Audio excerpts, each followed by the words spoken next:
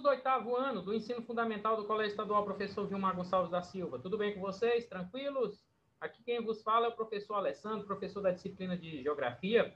Vamos dar prosseguimento aí às nossas aulas online, pessoal. Hoje a gente vai falar de uma questão muito polêmica, né, que acontece não só no mundo, mas principalmente aqui na América Latina, que é a questão de concentração de terra nas mãos de poucas pessoas, tá ok? Hoje a gente vai comentar a respeito desse processo.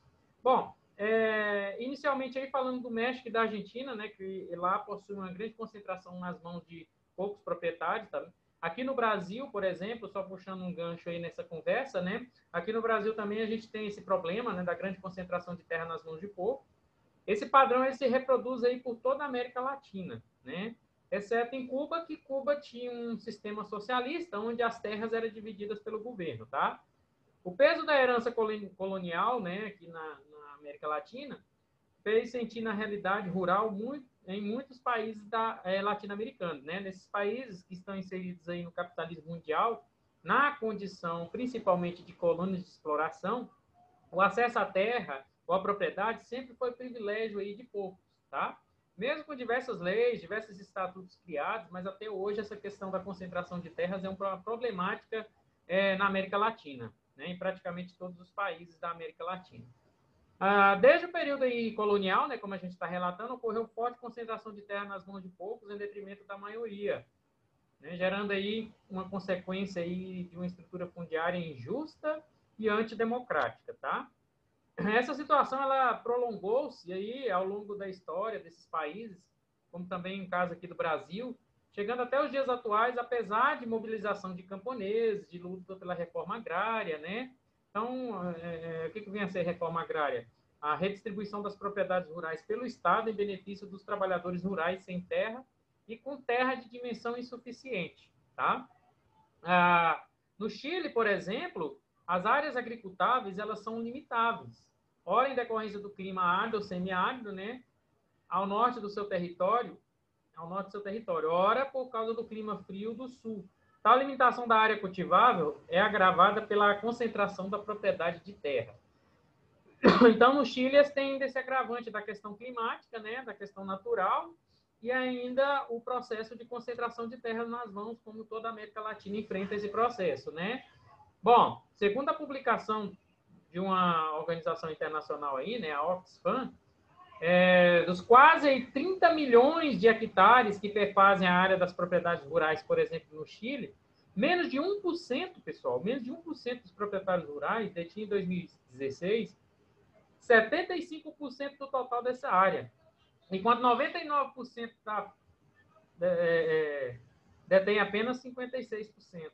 Né? Então, é uma discrepância uma divergência muito grande, né? Uma contradição muito grande. A concentração de terras também ela se verifica em outros países, no Paraguai, no Peru, né? 1% dos proprietários rurais aí detém, respectivamente, mais de 70%, aproximadamente 80% das terras utilizáveis para agropecuária. Tal realidade é motivo de descontentamento e protestos por parte dos trabalhadores rurais, como também não é diferente aqui no Brasil acontecer isso, né? Na Colômbia, a luta empreendida pelo governo, né, contra o narcotráfico e as guerrilhas como das Farc, né, Forças Armadas Revolucionárias da Colômbia, levou camponeses e pequenos proprietários rurais a vender suas terras, tá, e migrar para as cidades, acentuando ainda mais a concentração de terras e o inchaço das cidades, tá? Portanto, a questão da reforma agrária é própria do desenvolvimento do capitalismo. Tá? Nasce aí das desigualdades, contradições do sistema, cujos principais fatores são políticos expressos no controle de preços e do mercado e de políticas agrícolas. Né? Então, o sistema capitalista ele vai controlar essa discrepância, né? Essa contradição de terras aí nas mãos de poucos e a maioria sem terra, né? Os grupos detentores do poder investem pesado em pesquisas, infraestrutura e tecnologias.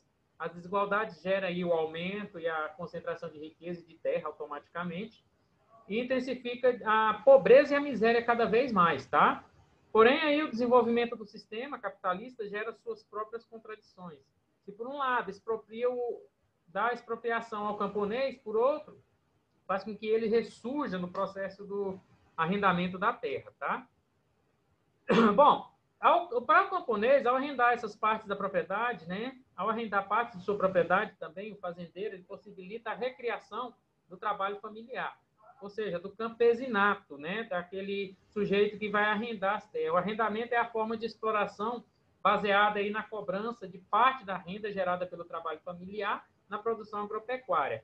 Interessado ao fazendeiro, até mesmo porque lhe permite evitar que a terra fique ociosa, sem produção, e possa ser ocupada por camponeses sem terra, né? Então, o fazendeiro ele faz esse processo de arrendamento, além de lucrar, né, fazer com que a terra trabalhe, não fique sem a função social dela, que é a produção, e automaticamente evite invasão, principalmente por camponeses sem terra, tá? Esse é uma visão, um lado da visão, tá ok? Esse conjunto de problemas que caracteriza a questão agrária, ela pode ser amenizada, reduzindo em escala e intensidade, né? Mas é impossível de solucioná-lo no sistema capitalista atual, porque isso aí implicaria afetar profundamente o processo de acumulação de capital no campo, centrado na grande propriedade e na exportação. Tá? Por seu lado, aí, o movimento camponês, ou o movimento do sem terra, desenvolve suas mobilizações na luta pela ocupação de terras, como marchas, né, em prol da terra, greves, ações concretas pela reforma agrária. Só para vocês terem ideia, em meados aí da década de 1990, o avanço de políticas neoliberais trouxe inovações para a questão agrária latino-americana. Com a globalização aí da economia, ampliou-se a hegemonia, o poder, né, do movimento, do modelo de desenvolvimento agropecuário, com seus padrões tecnológicos, caracterizando o denominado agronegócio. À medida que restringiu o protagonismo do Estado, a presença do Estado, os grupos econômicos ruralistas passavam a produzir e impor políticas agrícolas, ampliando cada vez mais o controle que detinham nos mercados. Então, passou esse controle que seria do Estado, né, em prol da sociedade, em prol dos camponeses, dos trabalhadores sem terra, para as mãos dessa minoria elitizada do meio rural, tá ok? Ok? Bom, essa nova fase de agricultura capitalista também mudou a forma de controle e exploração da terra. A produção e a produtividade de determinadas culturas aumentaram graças a essa intensificação da mecanização, da modernização, da tecnologia, né? Do uso de agrotóxicos no campo, bem como da introdução e difusão de cultivo de plantas geneticamente modificadas, conhecidas como transgênicas, né? Ampliou-se assim a ocupação de áreas agricultáveis e fronteiras agrícolas se estenderam. O que eram fronteiras agrícolas? A propriedade ela foi aumentando, se expandindo, né? E diminuindo cada vez mais essa quantidade de terra nas mãos do pequeno produtor. Tá ok? Bom, pessoal, espero que tenha passado para vocês aí uma problemática que nós temos aí com relação à questão da terra na América Latina, né? Principalmente países aqui como Brasil, Argentina, México, Colômbia, né? Chile, Paraguai. Né? Obrigado a todos aí pela atenção, pela participação, tá? Previna-se aí contra o coronavírus, ainda estamos numa pandemia, enfrentando uma pandemia, logo, logo sairemos vitoriosos aí, se Deus quiser, tá? Com a vacina pronta. E lembrando para vocês também que essa aula, assim como as demais de vocês, estão disponíveis no meu canal do YouTube, o Gel Cerrado. Sempre que vocês necessitarem de qualquer uma das aulas, basta acessar o meu canal, ok? Forte abraço e até a próxima.